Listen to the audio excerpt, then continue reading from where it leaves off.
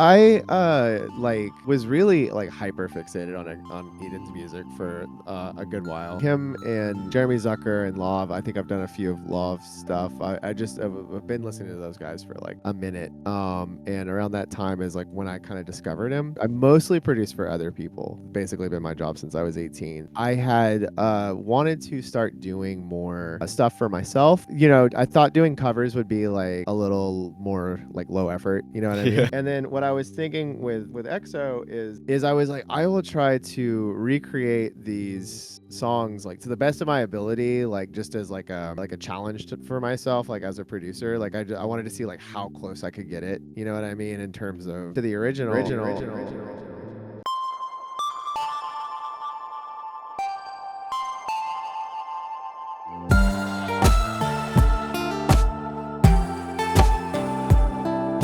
But that was sort of like where I was thinking is I really like to eat in, and my voice sits like really comfortably. And in fact, like before I did that cover, like a lot of like people that I would show my original music to would be like, oh, like yeah, like you even kind of like sound like him, or like you'll have like a similar style. Or so I was like, I wanted to do that. Production is always like really good and clean and cool. But anyway, that was basically it. Like it was kind of just for fun, just to see if I could pull it off.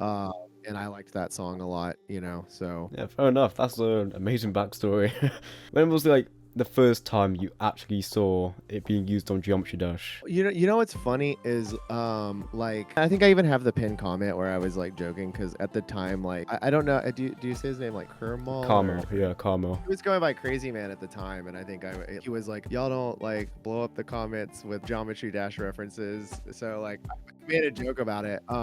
And he reached out to me about it, but it's so funny because I'm not, ironically, like even though I'm a musician like for a living, like I'm actually really bad at rhythm games. Like I always have been. Whenever Guitar Hero and stuff like that was like really big, I would get dunked on like all the time because I was really bad. So I've never been like super into them. So like I actually like learned about Geometry Dash entirely through the fact that the song was big. You think one day you'll beat your own level, or level with your song? So I was talking about doing streaming maybe soon, if people are interested. One of the things like I've been asked by a couple people is to like maybe play the level. The thing is I don't know, like I don't know if it'll be good content or not because I'm gonna be bad at it. If I make 1 to 3%, I'll be shocked. But I don't know. I mean, I don't know if that's like good because people can watch me torture myself, or if like whatever. But I've thought about, especially now since it's like we got this copyright situation resolved with Newgrounds and stuff now. Yeah. I thought about doing like a stream of it, but we'll see. I doubt I'll beat it. I highly doubt it. Yeah, to put it in perspective, I think it's top 300 levels in difficulty. Yeah, It's not- Didn't someone like break a mouse or something playing it? Or Oh, something like that? Enfester, yeah. Yeah, I get a lot of comments that are just like RIP the mouse or whatever. That's it from my end. If you want to do the Okay. breakdown, then feel free. It's here if you need it. I made this song, or I made this like cover transitioning where, so like I used to do a lot of EDM stuff. These days I kind of do more like pop and R&B and things like that. The bells, oh my days. When I was first remaking it, I was just going like Omnisphere and Repro 1 and Repro 5 for ages. People think music is just like vibing to what, but half of it is just finding all these samples. There's like a really funny TikTok that went around a while back that literally everyone in my life that I know sent me, where it's like a bunch of old people like tapping a button at a casino, and then it just has like snare samples. And I was just like, yeah. It really be like that. But yeah, so as far as my process for these samples, or like anytime I'm doing something where I have a reference, like the first track is basically in my session is a rip of EXO. I'm using you said that you thought the percussion was mostly my guitar, but it's actually a cajon. It's a box drum instrument that's used in like Latin music a lot, if anyone doesn't know. The song starts with like a acoustic guitar thumping, so I use that, but then after that the drums are all a cajon layered with just a random cajon loop that I found somewhere on the internet.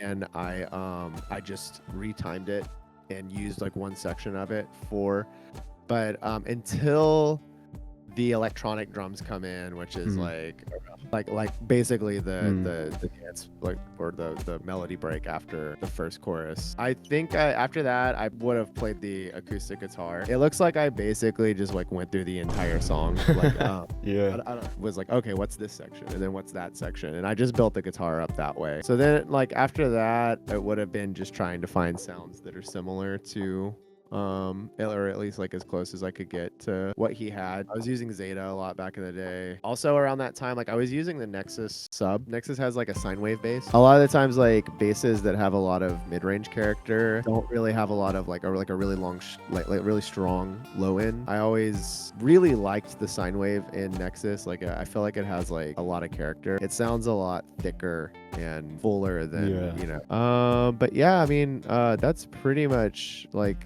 it, like as far as you know, I would have just gone through like little by little. But honestly, this song is rather like simple. I think the hardest thing was the bass at the very end where it gets like really raunchy. So I think like on that, like I basically just manipulated a bunch of like high resonance filters and stuff like that, you know. And then as far as the vocals, like they're pretty simple.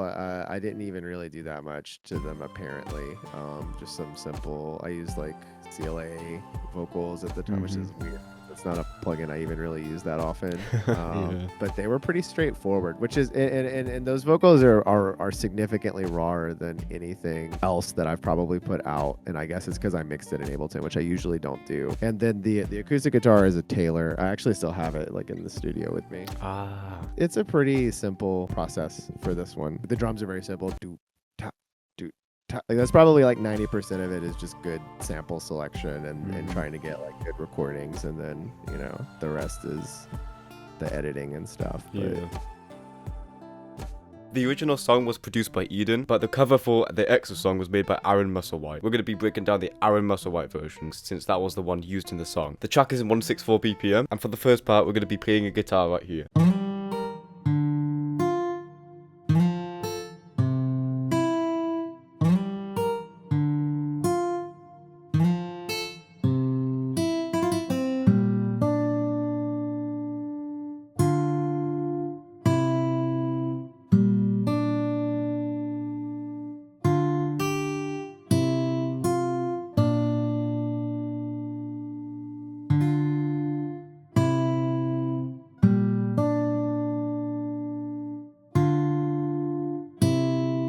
And that's how the first part of the song goes. For the second part of the song, it goes like this.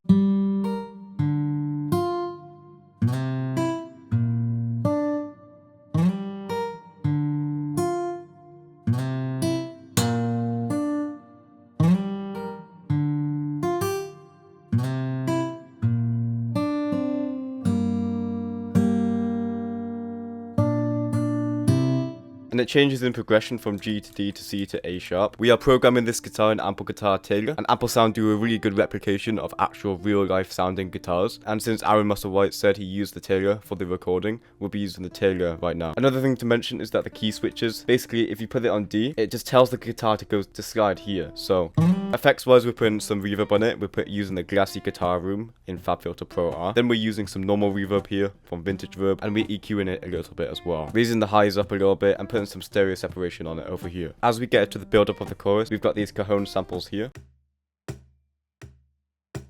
The drums just go like a 4 on the floor pattern. We have this Looperman cajon drum loop. I retimed it to the BPM of the track, and it sounds like this. And this plays mostly throughout the track. Altogether, it sounds like this.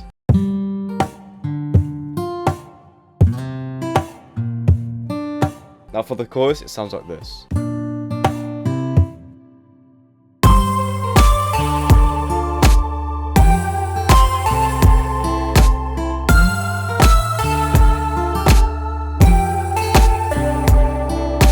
Firstly, we've got some Nexus bells. For the chorus, it sounds like this.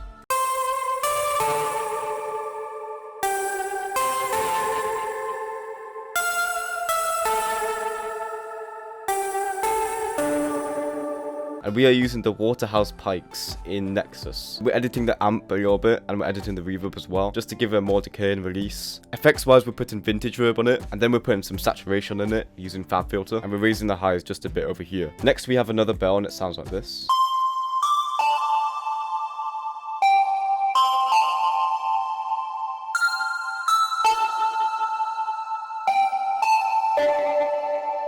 This bell is in massive, and we're using the bell or pad preset here, and we're turning oscillators 2 and 3 off. Effects wise, we've got some vintage verb here, just at a low mix as well. We've got some saturation as well. Next we have the sub, and as Aaron Musslewhite said, he really liked the Nexus sub, so we're using a basic sine wave here.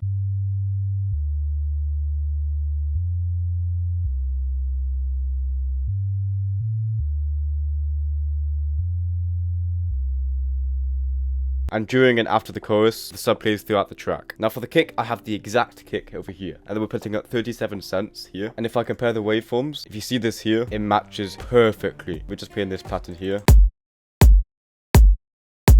We're just putting the highs up a tiny bit. Now I also have the exact snare. And to see that it matches, we're going to go to the original song. We're going to go to the waveforms here. Tell me they don't match perfectly. And with the kick and the snare, we're just playing this pattern. Now, what I want to mention is the start sounds like this. And you're probably asking, Pierrek, how did you get these sounds? We go to the ample guitar T, we go to the riff section here. And if you go to effect, you've got all these sounds here. So I rendered these sounds in Edison, and I put them in the track, and it sounds like this. The bells and Nexus also play this section here, during the second part of the level.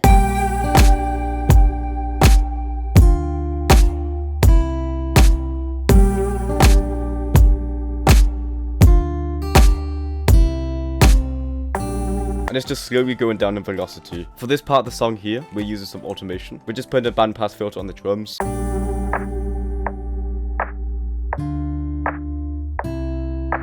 Over here, we're automating the volume, so it cuts out just before these hits sound. For the bass in the second half, it sounds like this.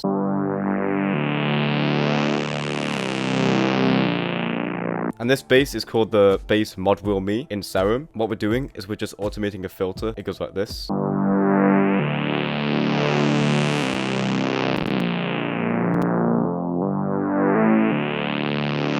Effects wise, we're putting a little bit of those in 10 exciter, boosting at the high mids just a little bit, and we're actually sidechaining the kick to both of the basses here. So for the sub bass, we're putting a threshold of -12 decibels. For the ratio, we're putting it to 2.5 and the knee 50%. Copy these settings into the third part of the song for the gritty bass, but we're putting the threshold to -20. For the third part of the level, we're introducing some snaps, and we're just layering them together. These snaps play until the end part over here. Next, we rendered some bells. This bell comes before the drop of the third part of the level. And we just rendered this bell over here. Reversed it, and we put some automation. We've got another one over here. And since the pattern changes, for the second chorus of the song, we're playing this pattern here.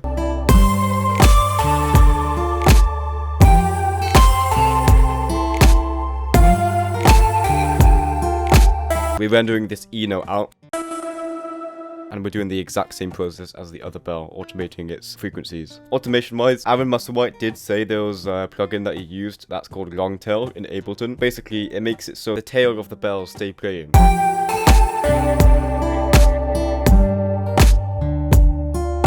I automated the reverb as it comes out because I thought there was some reverb automation. I think there is. I used from on mine. I used Ableton's reverb has a preset called Longtail.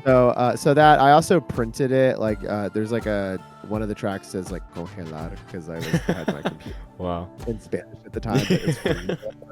But I just froze like a reverb tail and like reversed it.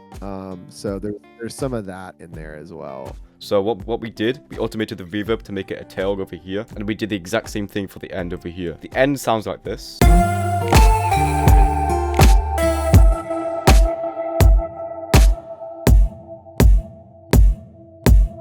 We've got both of the bells automating so the reverb tail comes in. We're using gross beat for the end, and I programmed this gate that just goes Aaron Musslewhite did say that he rendered the last bell out and programmed its release to last a long time and cut it in Ableton. I think what I did, I just froze it, and then I think I chopped it up. It's literally just a bandpass filter, and I had frozen the last note here. I think it still rings a little bit, and then I just like chopped it up manually myself. This is we don't have the plugins in Ableton. We're going to be using gross beat here just to automate the end.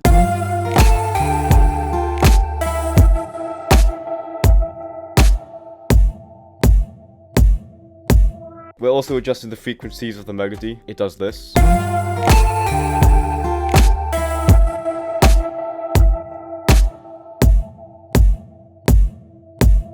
And lastly, the final part of the song, you've got the kicks, and we're just layering the kicks with the kick part of the loop ribbon sample here. And that is it for you guys.